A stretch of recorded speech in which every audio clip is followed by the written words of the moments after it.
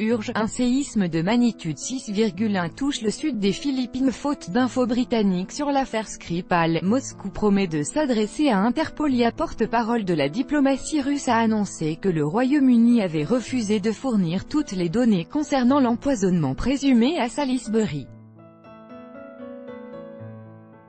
Selon Maria Zakharova, dans ce cas, la Russie serait forcée d'attendre qu'Interpol lui présente les mêmes informations.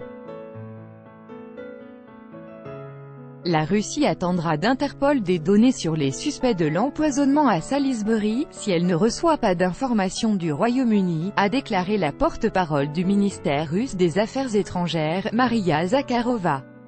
Évidemment, si les autorités britanniques, ne présentent pas à la Russie de données officielles, on attendra alors leur appel à Interpol, où il faudra attendre qu'Interpol présente les mêmes empreintes digitales, etc., a indiqué Maria Zakharova.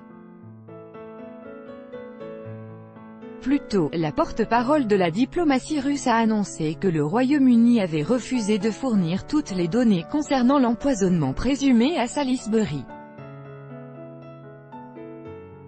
Selon Maria Zakharova, il s'agit non seulement de données supplémentaires sur les suspects, mais aussi de la réponse britannique aux notes, lettres et demandes adressées par la partie russe.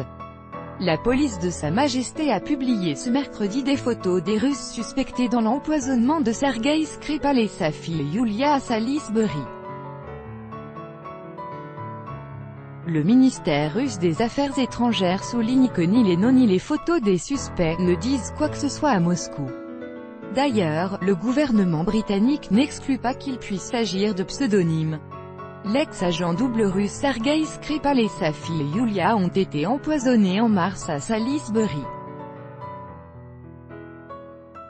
Ils ont été retrouvés inconscients aux abords d'un centre commercial.